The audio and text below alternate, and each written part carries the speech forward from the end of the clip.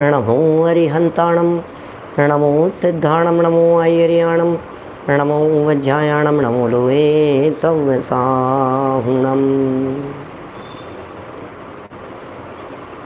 ओंकारं बिन्दुसंयुक्तं नित्यं ध्यायन्ति योगिनः कामदं मोक्षदं चैव ओंकाराय नमो नमः।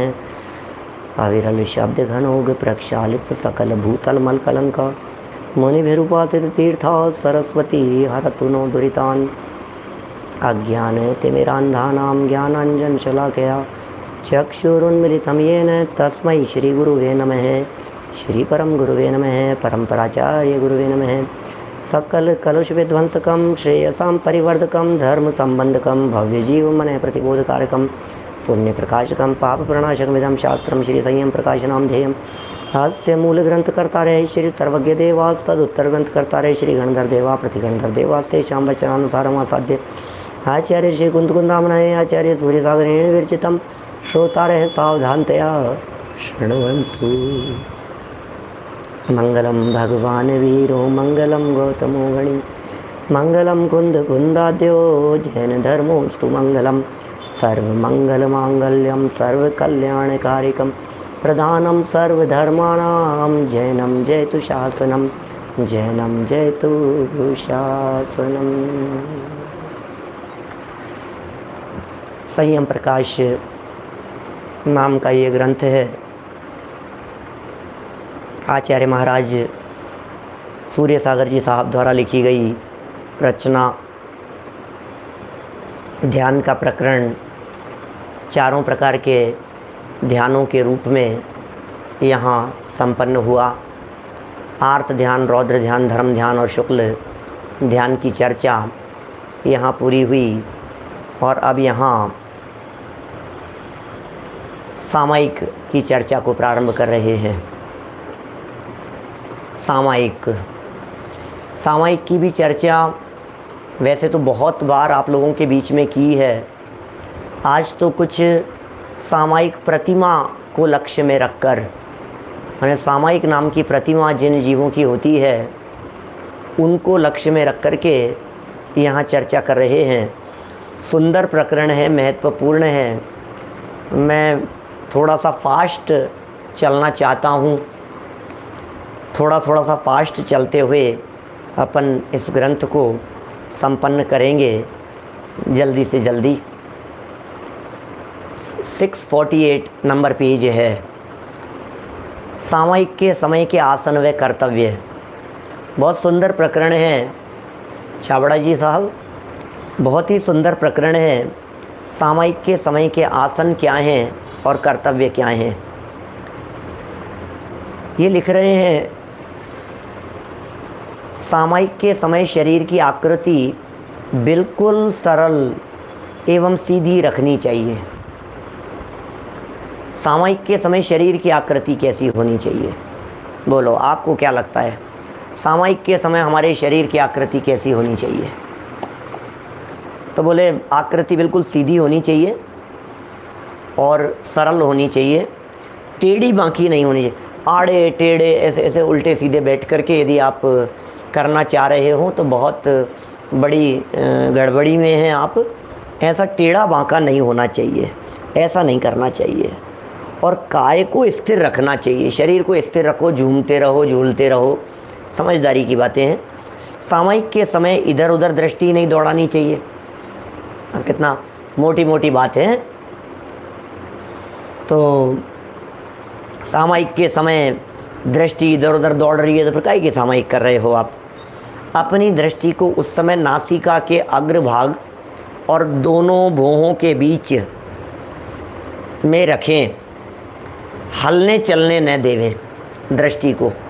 अपनी जो दृष्टि है वो दोनों भौहों के बीच में नासिका के अग्रभाग पर यहाँ दृष्टि रखें, हलने चलने न देवें। जो भी आसन लगाया हो उसे दृढ़ रखें, हलचल ना करें।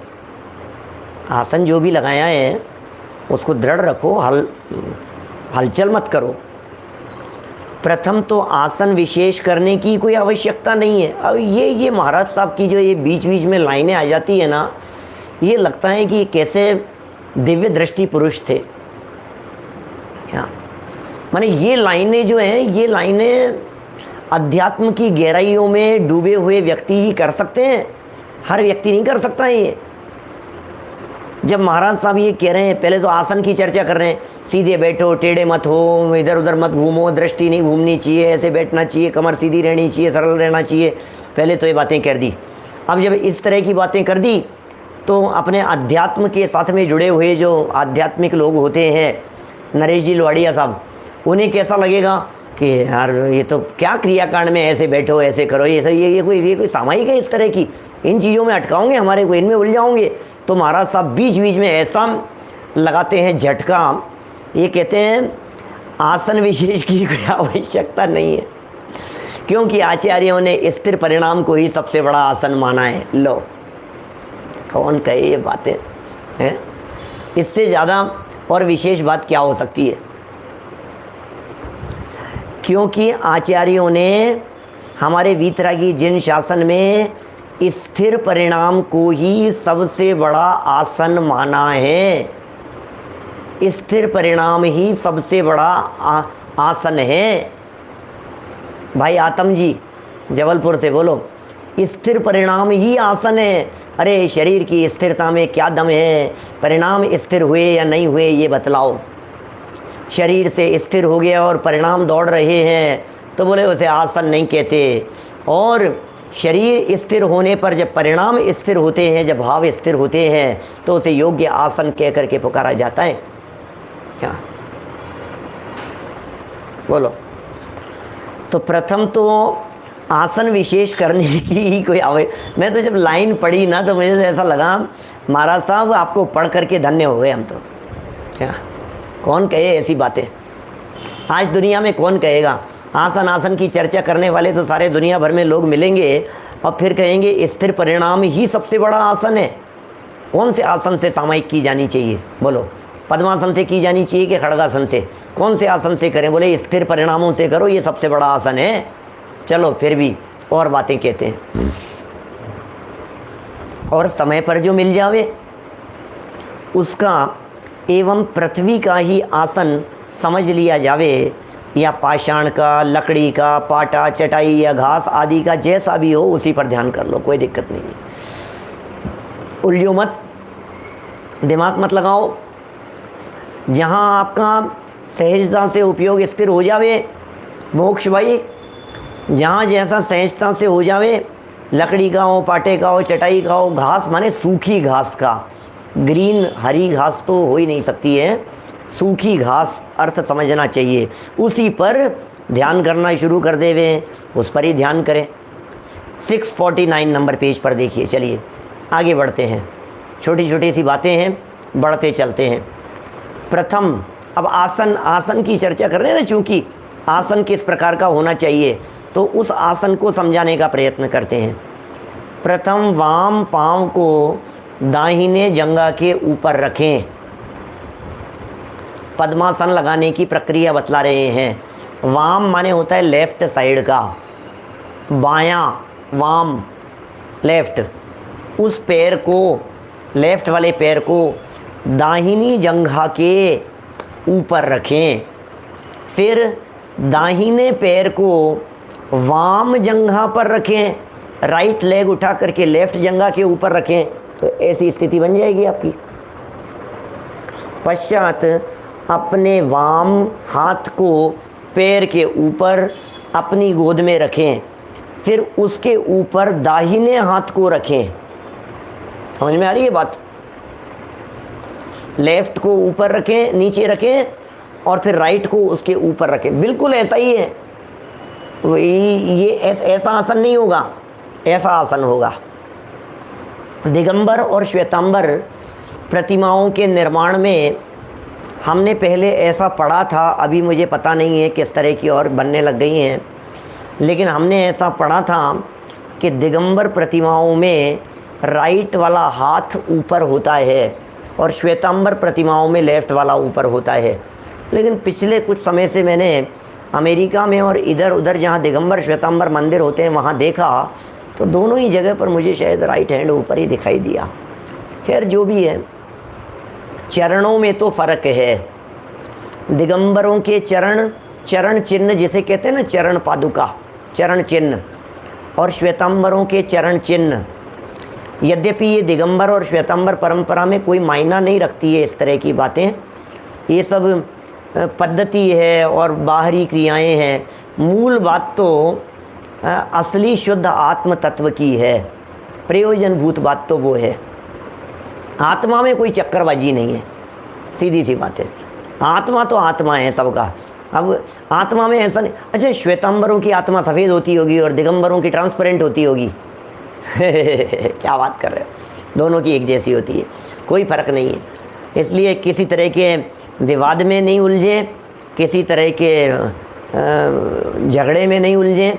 यहाँ तो सिर्फ इतनी सी बात कह रहे हैं, किस तरह से बैठना पद्मासन में, किस तरह से पैर को, कौन से पैर को कब किस जगह के ऊपर रखना, और फिर किस तरह से हाथों को रखना, और फिर अपनी दृष्टि को नासिका के अग्रभाग पर जमा कर न तो पूर्ण खुला रखें और न बिल्कुल मींची लें, अध खुली रखें और अपने काय को स्थिर रखें। इसको पद्मासन कहते हैं। सबसे पहला स्टेप हुआ पद्मासन, क्या पद्मासन हो गया सबसे पहला, ऐसा रखना है। दूसरे आसन को कहते हैं कायोत्सर्ग आसन, खड़गासन भी कहते हैं उसे। तो कायोत्सर्ग करना हुए तो ऐसा करें कि दोनों पाँवों को 4 अंगुल के अंतर से रखें। देखो बहुत शिक्षाप्रद बात है, सावधानी की बात है। जब आप खड़े होते हैं ना, तो आपके दोनों पैर को यदि आप टच करके खड़े हुए हैं, बिल्कुल ऐसे जोड़ करके यदि आप खड़े हुए हैं, तो आप लंबे समय तक खड़गासन में नहीं रह पाएंगे। तो जुड़ करके क्या करें, बोले बीच में 4 अंगुल का गैप चाहिए। 4 अंगुल के गैप से यदि आप खड़े हुए हैं तो बहुत अच्छे से आप खड़े रह पाएंगे। बिल्कुल सीधा स्तंभ खंबे के समान खड़ा रहें, दृष्टि को नासाग्र पर ही रखें, दोनों हाथ लटकते रहें, हाथों से मक्खी आदि भी न उड़ावें, उसको कायोत्सर्ग कहते हैं। क्या कह रहे हैं नेमीचंद जी, अर्पल साहब? हाथों से मक्खी भी नहीं उड़ावें। राजीव जी साहब आगरा वाले, बोलो। हाथ से यदि मक्खी भी उड़ाने की चेष्टा हो रही है तो फिर समझ लीजिए आप वो कायोत्सर्ग नहीं है। तो कितनी बार या चर्चा करते करते, बात करते करते, स्वाध्याय करते करते अपन लोग कभी ऐसे करने लगते हैं, कभी मक्खी, पता भी नहीं लगता है अपने को तो कब अपन ने सर घुजा लिया, कब अपन ने मक्खी उड़ा दी, कब अपन ने क्या कर लिया, कब अपन ने जो भी कर रहे हो आप, आपको पता नहीं लगता है कि आप क्या कर रहे हो, हमें मालूम भी नहीं लगता है और हो जाता है ऐसा। तो ये कह रहे हैं ये हाथ से मक्खी वगैरह भी नहीं उड़ाना, ये कहलाता है कायोत्सर्ग कहलाता है।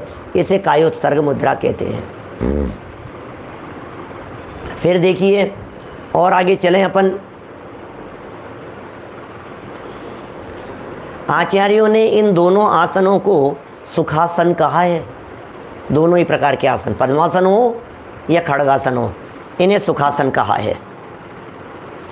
फिर भी जिस आसन से अपना ध्यान जमे, लो कोई तो कहता है खड़गासन से करो, कोई कहता है पद्मासन से करो। अब महाराज साहब ये कह रहे हैं फिर भी इतना हमने बता दिया पद्मासन कैसे करते हैं, खड़गासन कैसे करते हैं, फिर भी कह रहे हैं जिस आसन से अपना ध्यान जमे, संकल्प विकल्प को प्राप्त ना होवे, वह ही सुखासन है। इसी को द्रव्य सामयिक मुद्रा विद्वानों ने एवं आचार्यों ने कहा है।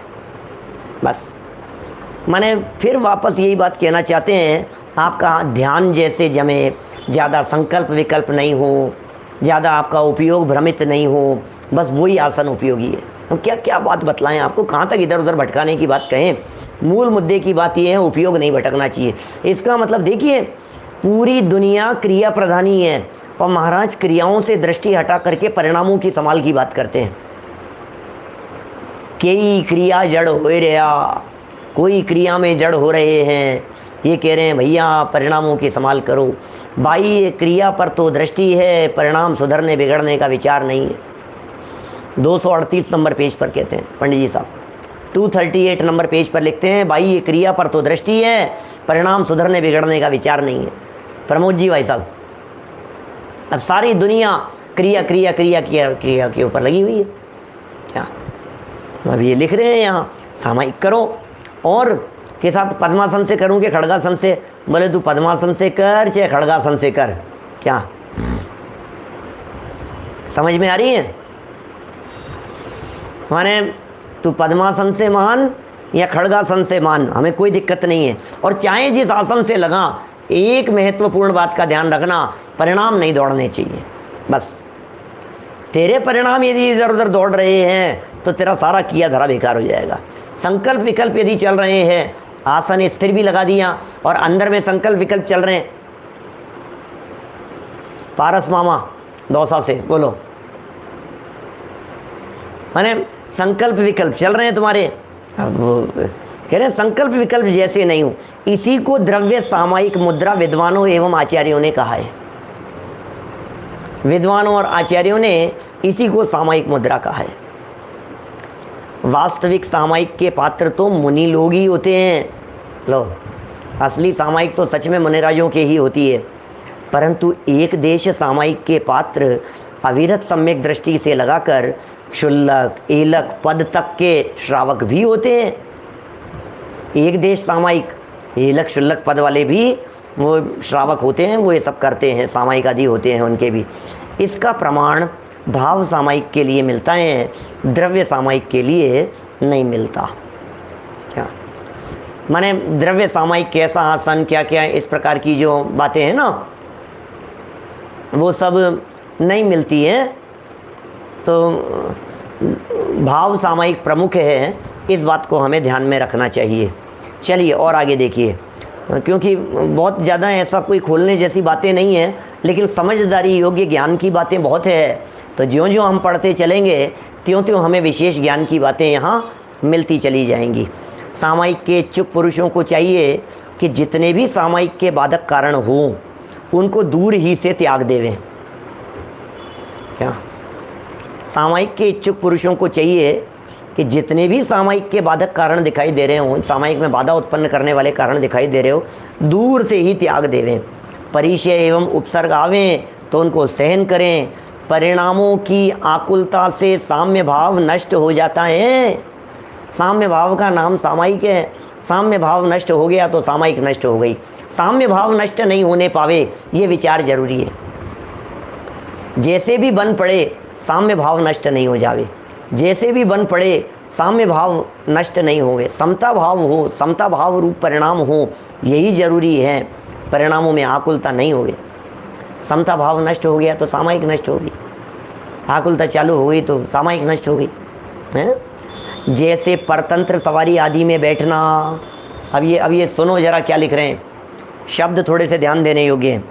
परतंत्र सवारी आदि में बैठना, वह सवारी अपने समय पर ही ठहरेगी, उसे दूसरे सामायिक वाले का ध्यान नहीं होगा।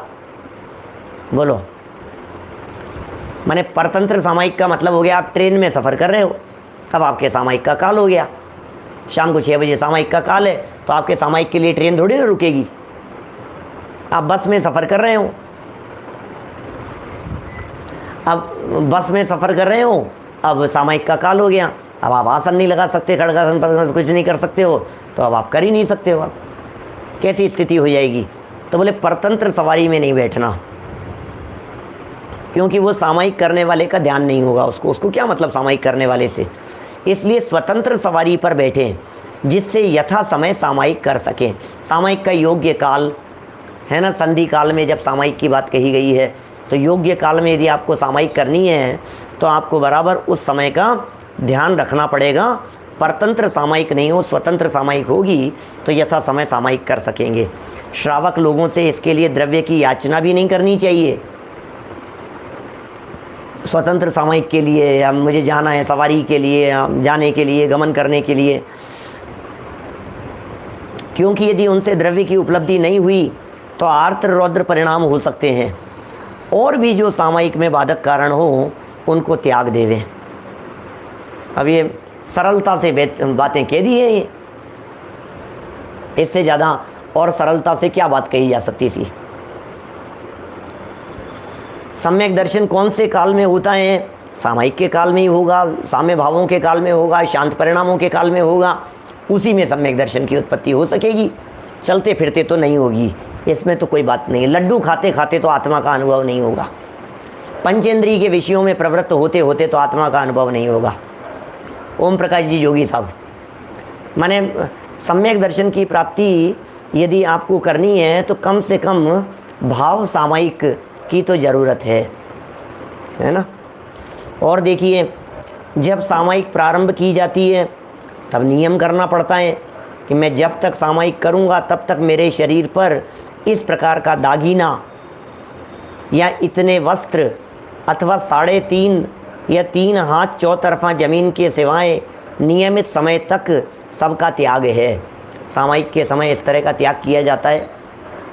सामायिक के समय इस तरह की भावना व्यक्त की जाती है कि यदि मेरे इसी समय में प्राण निकल जावे, आयु पूरी होने का काल आ जावे, तो जो वस्त्र मेरे इस तन पर हैं या जो कुछ भी इस तन में के ऊपर पहना हुआ है, बस इतना ही मेरा परिग्रह है। जहाँ तक ज़मीन का सवाल है तो 3 हाथ तक की ज़मीन चौतरफा, इधर भी 3 हाथ, इधर भी 3 हाथ, आगे और पीछे, बस इतना 3 हाथ प्रमाण या 3.5 हाथ प्रमाण, इतना चौतरफा ज़मीन, उसके सिवाय बाकी सबका त्याग कर दिया जाता है। संकल्प लेकर के बैठते हैं ऐसे सामायिक करने वाले। जब सामायिक की जाती है तब बोले इतना ये कैसे संकल्प, 3-3.5 हाथ का क्या चक्कर है? बोले जैसा प्रश्न आपके चित्त में उठ रहा है ऐसा ही प्रश्न यहाँ सूर्य सागर जी महाराज साहब ने भी उठाया है और उसका यहाँ बड़ा सुंदर जवाब दिया है। देखिए, मैं नीचे पढ़ता हूँ प्रश्न। सामायिक में आपने शरीर के वस्त्रादिक का नियम बतलाया, सो तो ठीक है, किंतु इसमें 3.5 हाथ ज़मीन का नियम क्यों किया जाता है? अब ये क्यों है भाई साहब, बोलो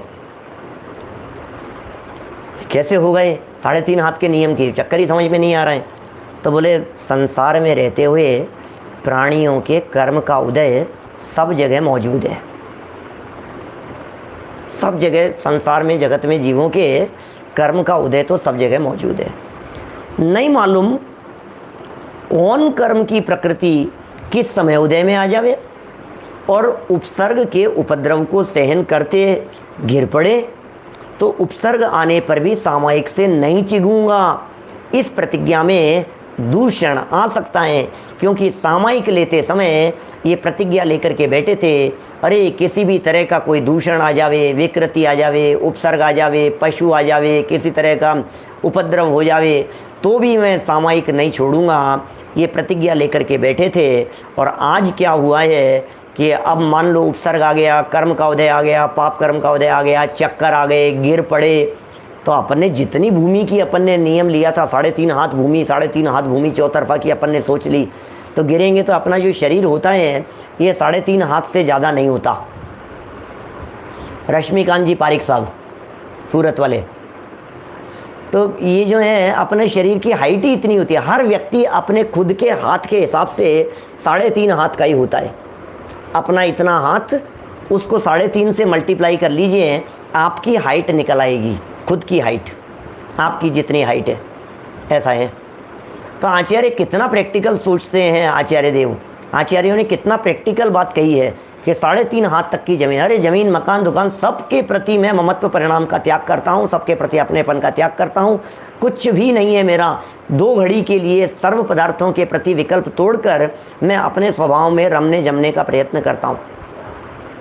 2 घड़ी के लिए पूरी तरफ से मैं उपयोग हटा लूँगा, सब तरफ से उपयोग हटा लूँगा और अपने गायक आत्मा में ही जम जाऊँगा। बस एकमात्र उद्देश्य, एकमात्र बात है यहाँ, इसके अलावा दूसरा और कुछ नहीं।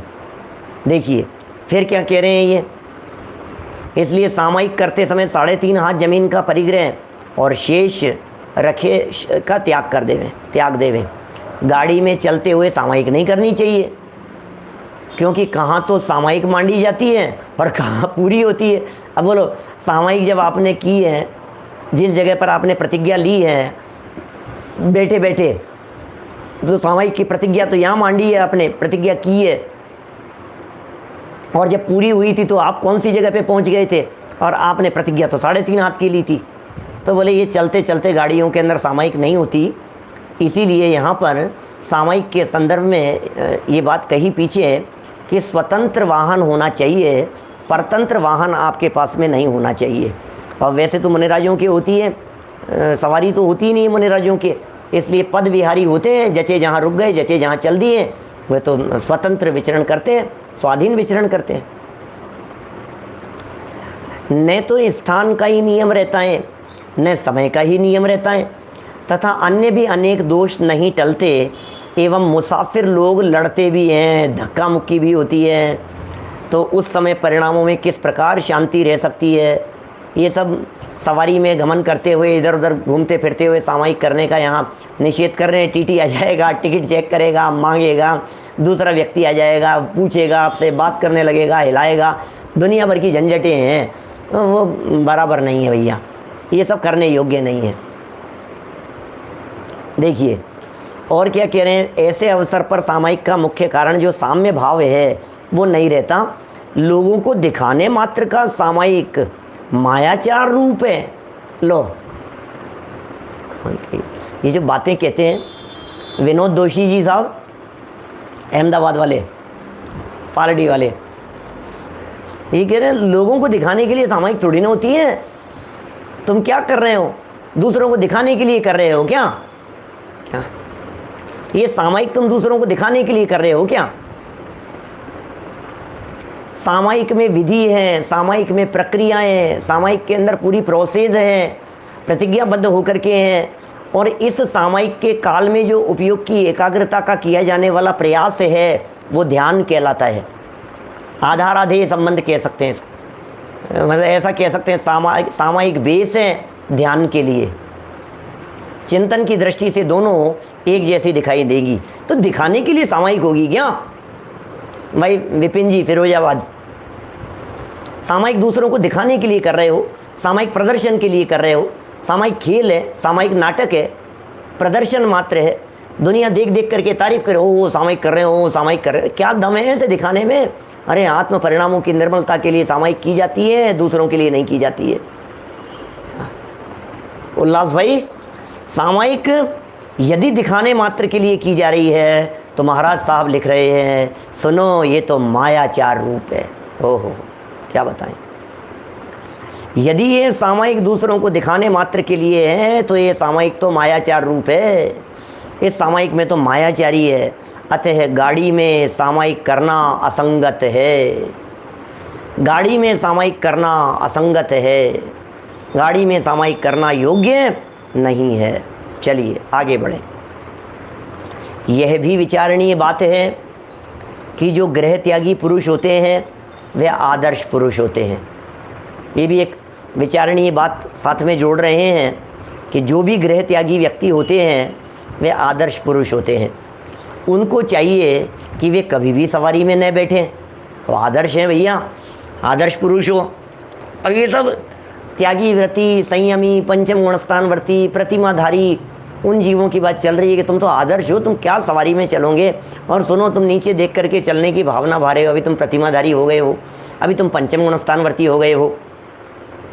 और ये पंचम गुणस्थानवर्ती होकर के अब जब तुम दीक्षा लोगे, मान लो मुनि बनोगे, तो मुनि बनने की प्रेरणा मिलनी चाहिए ना तुम्हारे को। यहाँ नंगे पाँव चलो, चार हाथ जमीन देख करके चलो, नीचे देख करके चलो। अब तुम वाहन में बैठ गए, सवारी में बैठ गए, तो वाहन और सवारी कोई चार हाथ जमीन देख करके थोड़ी ना चलेगी। गाड़ी में चल रहे हो, अब वो चार हाथ जमीन देख करके चल रहे हैं, कितने जीव हिंसा हो रही है उसके अंदर। जितने फास्ट वाहन में आप बैठेंगे उतना अधिक हिंसा का दोष लगेगा, ऐसा है। अब अपनी भूमिका का ध्यान रख करके इन बातों को सोचना चाहिए, विचार करना चाहिए। देखिए तो कह रहे हैं यहाँ पैदल चलो, सवारी का ध्यान रख, सवारी में मत बैठो, अपनी योग्यता को देखो, आदर्श पुरुष हैं आप, आदर्श बनो। जिससे प्रथम तो दीन वृत्ति से बचें। दूसरा क्या लाभ मिलेगा, जिस ग्राम में जावेंगे वहाँ के श्रावकों को शुद्ध भोजन की प्रवृत्ति मिलेगी, आत्मकल्याण का उपदेश मिलेगा। भाई आप जहाँ जहाँ से जाओगे वहाँ आपके लिए भोजन बनेगा, शुद्ध भोजन बनेगा, और उसमें आप बच जाओगे। दूसरों को सिखाओगे, उपदेश दोगे, जिससे अपना तथा अपनी समाज का भला होवे। और अपने निमित्त से जो द्रव्य गाड़ी में दिया जाता है, उस द्रव्य से वे लोग मांस भक्षण आदि करते हैं। ओहो, कितनी गहरी सोच है इनकी यहाँ। क्या हवाई जहाज तो और ज़्यादा नुकसानकारी है सुनील जी साहब। अभी आप गृहस्थ भूमिका में हैं, आप त्याग कर पाएंगे कि नहीं कर पाएंगे कि अपन जितना निभ सके उतना निभाइए। अरे मुनिराजों को, व्रतियों को ऐसी प्रभावना का विकल्प नहीं होता कि दौड़ दौड़ करके प्रभावना करें। ये तो हम जैसे श्रावकों के लिए ही ठीक है। हम जैसे श्रावक लोग ही ये कार्य कर लेते हैं, दौड़ दौड़ करके। आज फास्ट वहाँ से वहाँ दौड़ गए, वहाँ से वहाँ दौड़ गए, उधर पहुँच गए प्रभावना के लिए। ये सब मुनिराज भी यदि फ्लाइट में बैठने लग जाएं तो कितना अच्छा हो जाएगा जिग्नेश भाई। मुनिराज फ्लाइट में बैठने लग जाएं कितना अच्छा हो जाएगा, बोलो।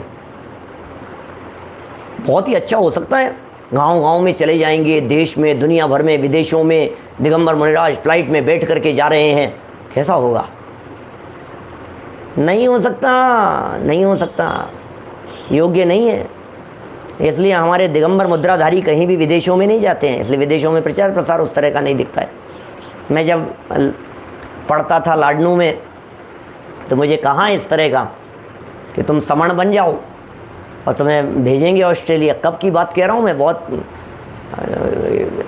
बोले प्रवचन के लिए भेजेंगे तुम्हारे को, वहाँ भेजेंगे, ज़रूरत है। नहीं भाई, देखो क्या कह रहे हैं यहाँ।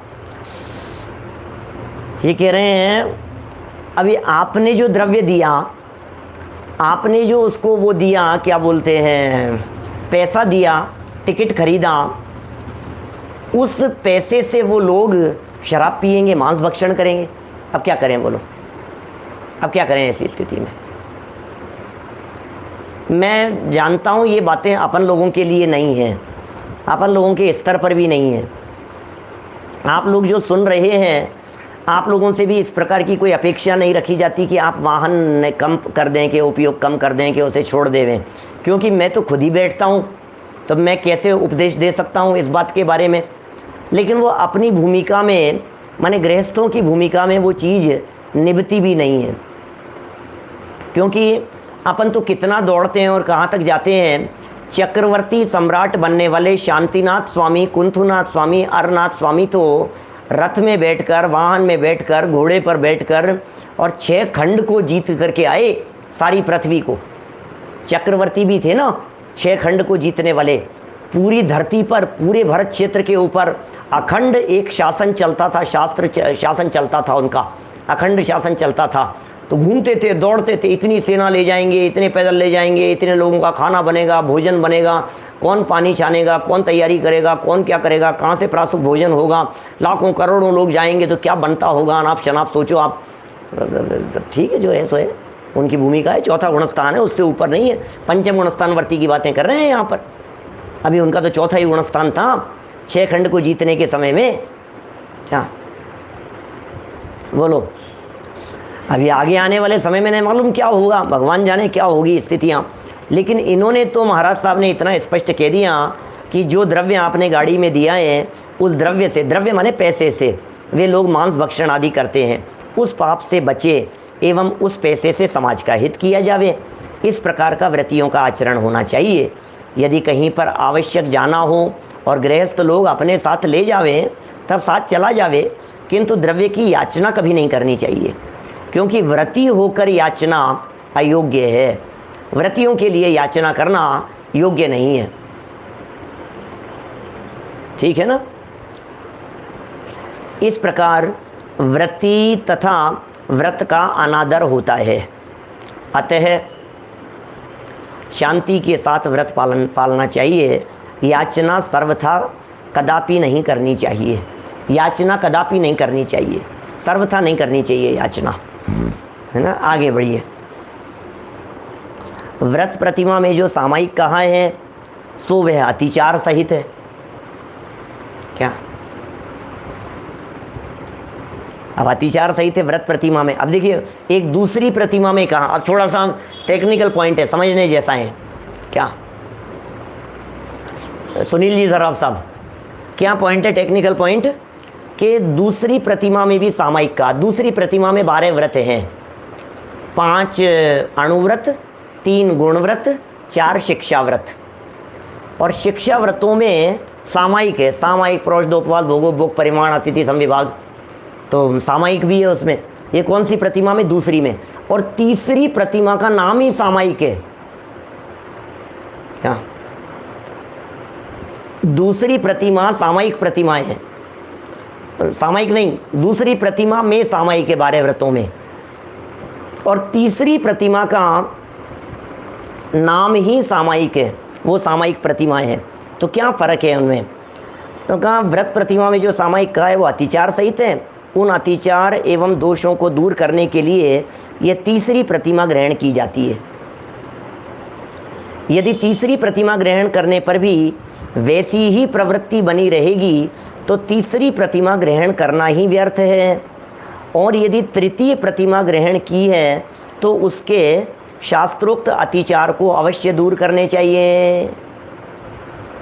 आपने यदि तीसरी प्रतिमा ग्रहण की है तो शास्त्रोक्त अतिचारों को दूर करना चाहिए। ध्यान रखना चाहिए कि जैन व्रत किसी को रिझाने के लिए नहीं होते हैं, ये लगाते हैं भाई साहब। क्या जे ख्याति लाभ पूजा दी चाह, धरि करन विविध विधि देह दाह, आत्म अनात्म के ज्ञानहीन, जे जे करनी तन करन छीन। दूसरों को रिझाने के लिए नहीं होते, ये अनादिकाल से लगे हुए कर्म कलंक दूर कर आत्मा को शुद्ध करने के लिए किए जाते हैं। इसमें सरल स्वभाव रखना चाहिए, मायाचारी का सर्वथा त्याग कर देना चाहिए, मायाचारी का पूरी तरह से त्याग कर देना चाहिए। देखिए आगे सामायिक के 32 दोष फटाफट हम यहाँ से आपके बीच में पढ़ रहे हैं, है अभी अपने पास में टाइम, आधे पेज में तो श्लोक ही है। प्रश्नोत्तर श्रावकाचार 18वें अध्याय के 110, 11, 112, 113 और 114 नंबर के श्लोक हैं।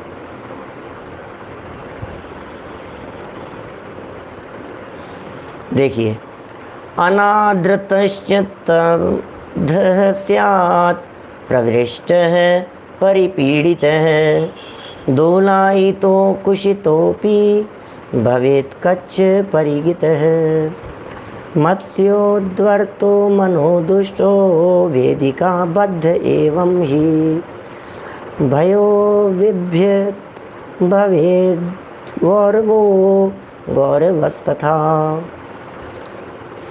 तनितः प्रतिनीकस्य प्रदुष्टस्तर्जितस्तथा, शब्दश्च हेलितश्च त्रिवलितश्चैव कुञ्चितः, दृष्टो द्रष्टो भवेत् संगः कर्मोचन एव हि, आलब्धः स्यादनालब्धो हीन उत्तरचूलिकः, मूकश्च दुर्धरो दोषो भवेत् सुललितः सुहृत्, द्वात्रिंशत् प्रमितान् दोषांस् त्यक्त्वा सामायिकं भज। दोष रहित सामायिक करने से सामायिक प्रतिमा धारण होती है, अतः सामायिक के निम्नलिखित 32 दोष जानने चाहिए। सामायिक के 32 दोष हैं, वो टालने चाहिए। 32 दोषों को ज़रा एक बार हम यहाँ पढ़ लेते हैं, कैसे कैसे दोष होते हैं सामायिक के काल में, उन्हें यहाँ टालने की बात कही जा रही है। अनादर से सामायिक करना, लो अरे यार सामायिक का टाइम ही हो गया क्या, चलो अब कोई बात नहीं, क्या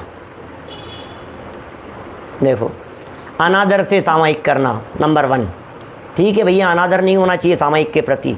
गर्व करना, अरे तुम्हें पता है मैं कितनी सामायिक करता हूँ, गर्व नहीं करना। मान बढ़ाई के लिए सामायिक करना, यश प्रतिष्ठा मिलेगी, मान सम्मान मिलेगा, दोष है ये, तीसरा दोष है। चौथा दोष, दूसरे जीवों को पीड़ा पहुंचाना। सामायिक करते हुए यदि दूसरे जीवों को पीड़ा पहुंचाने लगे तो ये भी ठीक नहीं है। हिलते रहना, लो सामायिक चल रही है, हा। सुनो भैया, ये हिलते रहना सामायिक का दोष है। शरीर को टेढ़ा करना, टेढ़ा करके बैठ गए, आड़े टेढ़े होकर के बैठ गए, ये भी दोष है। कछुए की तरह है, शरीर को संकुचित करना, ऐसा कछुए की तरह ऐसे बैठे थे सीधे, और सीधे बैठे बैठे बैठे बैठे बैठे बैठे ऐसे कछुए की तरह संकुचित कर लिया। मछली की तरह नीचा ऊंचा होना, मछली होती है ना ऐसे ऐसे चलती है मछली, तो मछली की तरह नीचा ऊंचा होना, ये भी सामायिक का दोष है। मन में दुष्टता रखना, ये भी सामायिक का दोष है। क्या माने, और देखिए क्या कह रहे हैं, मन में दुष्टता हो गया, फिर जिन मत की आमनाए से सामायिक करना, लो इसमें क्या दोष है? संजय जी साहब विदिशा वाले बोलो, सामायिक की, ये जिन मत की आमनाए से सामायिक करना, भाई अन्य मत के हिसाब से नहीं कर रहे, जैन मत के हिसाब से कर रहे हैं, इसमें क्या दिक्कत है? जिन मत की आमनाए से सामायिक करने में क्या प्रॉब्लम है? बोले है प्रॉब्लम, क्योंकि तुम आमनाए से कर रहे हो। नहीं भैया, हमारे यहाँ तो जैन परंपरा में ऐसी सामायिक कही है, हम तो जैन हैं, हमारे यहाँ तो आमनाए से कर रहे हो तुम, पद्धति रूप कर रहे हो सामायिक। तो पद्धति रूप सामायिक करना भी ठीक नहीं है। भय करना, डर करके कर रहा है, ये भी सदोष है। ग्लानि करना, ये भी सदोष है। देखो, फिर रिद्धि गौरव के गर्व सहित होना, अब रिद्धि गौरव हो जाएगा, रिद्धियाँ प्राप्त हो जाए, ऐसे ऐसे गर्व सहित करना। उच्च कुल का गर्व करना कि मैं बहुत ऊंचे कुल वाला हूँ, सामायिक कर रहा हूँ मैं, तो ऐसा करना भी उसके लिए दोष का कारण है। चोर की तरह सकुचाना, चोर की तरह सामायिक कर रहे हो तो ऐसे आपके हिचकिचाहट क्यों है, घबराहट क्यों दिख रही है आपको सामायिक करने के काल में? समय टाल देना, सामायिक का समय टाल दिया आपने, आगे पीछे कर दिया, ये दोष है सामायिक का। दुष्टता रखना, दूसरे को भय उपजाना, दूसरे को डराना धमकाना सामने वाले व्यक्ति को, तो ये भय उपजाना दूसरे को। सावध्य वचन बोलना, पाप सहित वचन में यदि बोले जा रहे हैं, आप सामायिक करने के लिए बैठे हैं, हम सामायिक करने के लिए बैठे हैं, और पाप सहित यदि वचन बोल रहे हैं, तो फिर क्या होगा? आप जो पाप सहित वचन बोल रहे हैं ये योग्य नहीं है। पाप सहित वचन बोलने वाला क्या सामायिक कर पाएगा? पर की निंदा करना, दूसरों की निंदा में ही लग गए, लो तो पर निंदा नहीं। फिर भौएं चढ़ाना, ऐसे नाक मुँह आंखें टेढ़ी कर लेना। मन में संकोच रखना, दसों दिशाओं का विलोकन करना, सामायिक में कभी इधर देख रहा है, कभी उधर देख रहा है, कभी इधर देख रहा है, दसों दिशाओं के अंदर विलोकन करना, देखना, ये दोष है सामायिक का। स्थान का न शोधना, स्थान का शोधन नहीं करना, जगह ही नहीं देखी क्या, मैंने जगह बिना देखे हुए बैठ गया कहीं भी, स्थान का न शोधना, मैंने देखना नहीं, सावधानी नहीं रखना। किसी प्रकार समय पूर्ण करना, कैसी कैसी बातें कह रहे हैं, 2 घड़ी के लिए बैठा था, यार पूरा ही नहीं हुआ, यार पूरा ही नहीं हुआ, ये तो पूरा ही नहीं हुआ। कई बार मैंने महसूस किया है, सामायिक के समय की तो नहीं कहता हूँ, लेकिन जब समूह में, सामूहिक कार्यक्रमों में, आयोजनों में, विधान वगैरह के आयोजनों में, जब कभी हर्षवर्धन जी साहब माला का जाप कराया जाता है, आपके पास में माला नहीं है और कोई व्यक्ति माला लेकर के मंत्र बोल रहा है, क्या या आप भी कभी करवा रहे हैं समझो, तो दूसरे लोग, यार अभी तो बहुत बची है, अभी कितनी, अभी और कितनी देर चलेगी, कितने बच गए, कितने बच गए, अभी हुए ही नहीं, पूरे हुए ही नहीं, अभी पूरे हुए ही नहीं, ये जो चल रहा है, ये कह रहे हैं यहाँ पर शब्द क्या पढ़ा था अभी अपन ने, किसी प्रकार समय पूरा करना, जैसे तैसे करके पौन घंटा निकालना है, 48 मिनट निकालना है, हमारे को 2 घड़ी पूरी करनी है, तो ये समय पूर्ण करना। लंगोटी पीछी आदि की हानि में खेद करना, अब जो जैसा व्यक्ति है, मुनिराज हैं कि गृहस्थ है कि पंचम गुण स्थानवर्ती है कि एलक शुल्लक है, तो जो भी जैसी थी ये पीछी वगैरह और जो रखते हैं कि लंगोटी रखते हैं कि वो हानि हो गई, चले गई, तो उसमें खेद खिन्न होना। किसी प्रकार की वांछा करना। सामायिक का पाठहीन पढ़ना, अब समय नहीं है यार, थोड़ा सा कम कर दो इसको, थोड़ा पाठ था थोड़ा कम कर दो और थोड़ा सा शॉर्ट कर दो इसको। हीन पढ़ना है ना, हानि का मतलब चोरी वोरी चले जाना, इधर उधर नुकसान हो जाना, इसका नाम है हानि हो जाना, नुकसान हो जाना, फट जाना, चूहे काट जाना, ये सब हानि के अंतर्गत आएगी बातें। सामायिक का पाठ ही हीन पढ़ लिया या खंडित पाठ पढ़कर सामायिक करना, ऐसे छोटा कर दिया, अब ये बीच में से उड़ा दिया, खंडित पाठ पढ़ करके सामायिक करना।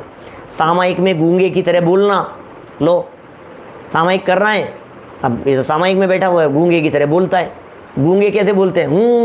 करता रहता है, गूंगे की तरह बोलना। फिर मेंढक के समान ऊंचे स्वर से टर्र टर्र करना, चित्त को चलायमान करना। कितने सुंदर बातें कह दी है, ध्यान रखने योग्य प्रेरणास्पद बातें नहीं है क्या ये सब? देखिए आगे, उल्लिखित 32 दोष सामायिक में बाधा के कारण हैं, उनको टालना चाहिए। देखिए कितनी तरह की बातें कही है। इन 32 दोषों के अंदर यदि आप गहराई से विचार करोगे ना, तो बहुत बातें आपको ऐसी मिलेगी जो आपके चित्त से संबंधित रखती है, आपकी क्रिया से संबंधित नहीं रख रही है, आपके भावों से संबंधित रख रही है। थोड़ा कहा है, बहुत समझ लेना। कुल मिलाकर के बहुत विवेक की क्रियाएं हैं। जैन दर्शन परिणामों की मुख्यता से बात करता है, क्रिया की मुख्यता से नहीं, लेकिन समझदारी होनी चाहिए। इस तरह 32 दोष टालकर सामायिक में बाधा का कारण नहीं बनना चाहिए, उन सबको टाल देना चाहिए। अब सामायिक के संदर्भ में एक और छोटा सा प्रकरण, 3 मिनट में पूरा होगा अभी। इसके अतिरिक्त सामायिक में निम्नलिखित 5 अतिचार भी टालने चाहिए। सामायिक के 5 अतिचार। रत्नकरण श्रावकाचार, वाक्काय मानसानाम दुष्प्रणिधानान्यनादरा स्मरणे सामायिकस्यातिगमा व्यज्यन्ते पंचभावेन।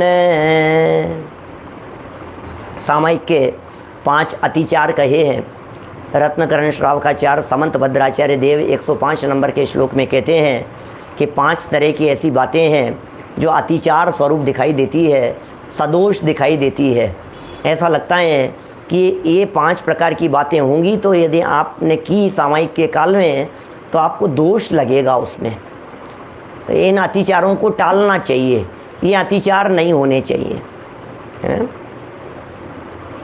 वचन को सामायिक पाठ से चलायमान करना, पहला नंबर। ये नंबर महाराज साहब लास्ट में डालते हैं, पूरी पुस्तक में ऐसा देखा है अपन ने, नंबर पीछे डालते हैं। वचन को सामायिक पाठ से चलायमान करना, वचन चलायमान हो रहे हैं सामायिक के काल में, पाठ से चलायमान कर रहे हैं, ये भी अतिचार है। पाठ से यदि आप इसको चलायमान करेंगे तो ये भी सदोष हो जाएगा, सामायिक में अतिचार हो जाएगा। काय को स्थिर न रखते हुए हिलना डुलना, वे शरीर स्थित, काय वांग मनसा नाम ऐसा लिखा है ना, तो शरीर स्थिर नहीं है, वचन स्थिर नहीं है, और मन, शरीर काय को स्थिर न रखते हुए हिलना डुलना, मन को आर्त रौद्र परिणामों से चलायमान करना। अब बातें कैसी कह देते हैं ये, आपके आर्त रौद्र परिणाम हो रहे हैं और उनसे आप परिणामों से विचलित हो रहे हो, तो मन आपका स्थिर नहीं है, बैठे हो सामायिक करने के लिए, और सामायिक के काल में आपके आर्त ध्यान चलने लग गया, सामायिक के काल में आपके रौद्र ध्यान होने लग गया, सामायिक के काल में आपको संकल्प विकल्प होने लग गए। सामायिक पाठ से चलायमान करना जो कहा है ना वचन को, इसका मतलब वचन भी, वचनों की स्थिरता चाहिए, वचनों का प्रयोग नहीं चाहिए। सामायिक के काल में तो वास्तव में आपको पाठ याद है तो जवान का प्रयोग मत कीजिए, मन में उसका चिंतन कीजिए, आर्त रौद्र परिणाम नहीं आवे, ऐसा होना चाहिए। आंखें खुली हो या हो बंद, कैसा होना चाहिए? अभी तो पीछे कहा था सामायिक के आसन के संदर्भ में बात कही थी, नासाग्र दृष्टि होनी चाहिए, ना तो खुली हुई होनी चाहिए और ना बंद होनी चाहिए। खुली हुई होंगी तो आते जाते दूसरे दिखेंगे, और बंद होगी तो नींद आ जाएगी। बंद आंख प्रमाद का सूचक है और खुली आंख पर को देखने का सूचक है। इसलिए हमारे जो मुनिराज या साधक होते हैं, न तो आंखें खुली रखते हैं और न ही आंखें बंद रखते हैं। देखिए कितने हो गई यहाँ बातें, 3 हो गई है ना। चौथा, सामायिक में आदर भाव नहीं रखना, चौथा पॉइंट। अब सामायिक में आदर भाव नहीं है तो भी योग्य नहीं है, सामायिक में आदर भाव तो होना ही चाहिए, आदर भाव नहीं रखना। फिर 5वां पॉइंट, सामायिक के मूल पाठ पर ध्यान नहीं रखना, उसको भूल जाना, पता ही नहीं है सामायिक पे पाठ तो चल रहा है, अब मन पता नहीं कहीं इधर उधर चला गया, सामायिक का जो मूल पाठ था उस पाठ को ही भूल गए, मन ही इधर उधर चला गया, ध्यान नहीं रखा, ये भी भूल है। इस तरह से ये 5 सामायिक के अतिचार तत्वार्थ सूत्र के अंदर भी कहे हैं और रत्नकरण श्रावकाचार्य में भी ये अतिचार कहे हैं। इस प्रकार ये सामायिक के 5 अतिचार हैं, इनसे सामायिक दूषित हो जाता है, इसलिए इनसे बचने का पूरा ध्यान रखना चाहिए। तो इस प्रकार से आज ये मतलब एक ही दिन में सिंगल डे के अंदर अपन ने सामायिक का शॉट लगाया है, जिसमें पूरी चर्चा हमने सामायिक के बारे में कर ली है। इतनी सारी चर्चा, इतनी सारी प्रक्रिया, ये पूरी चर्चा, पूरी प्रक्रिया, पूरा बतलाने के बावजूद भी अंत में इतना कहना चाहता हूँ, यथा योग्य रीति से सामायिक की क्रियाएं तो होनी ही चाहिए, लेकिन फिर भी परिणामों की संभाल ज़्यादा महत्वपूर्ण है। महाराज साहब द्वारा कहे गए ये जो सेंटेंस थे, ये जो वाक्य थे, ये सच में बड़े ही गजब के वाक्य थे कि प्रथम तो आसन विशेष की ही कोई आवश्यकता नहीं है, स्थिर परिणाम ही सबसे बड़ा आसन माना है। इससे बढ़िया सुंदर वाक्य माने आज की क्या कह सकते हैं अपन, ये आज की बेस्ट लाइन है ये स्वाध्याय की। स्थिर परिणाम ही सबसे बड़ा आसन है। स्थिर परिणाम को ही सबसे बड़ा आसन, स्थिर परिणाम को ही सबसे आसन माना है। सबसे बड़ा शब्द छूटा है यहाँ, जोड़ लेना, पढ़ते समय अपने को लग ही नहीं रहा था। स्थिर परिणाम ही सबसे बड़ा आसन है। सबसे बड़ा आसन स्थिर परिणाम, बस आपके परिणाम स्थिर होने चाहिए, यही सबसे बड़ा आसन है। इस बात को ध्यान में रखते हुए, परिणामों की चंचलता से बचते हुए, उपयोग की स्थिरता रखते हुए आत्मकल्याण के मार्ग पर बढ़ें, इसी मंगल भावना से बात को यहीं विराम देता हूँ। कल बढ़ेंगे नए विषय की तरफ, प्रोषद प्रतिमा के स्वरूप की तरफ। अभी निज निधि निज में बताई ये अनंत उपकार है, उसके लिए जिन वाणी माँ को वंदना शतवार है, वंदना शतवार है। नमो हरिहंताणम, नमो सिद्धाणम।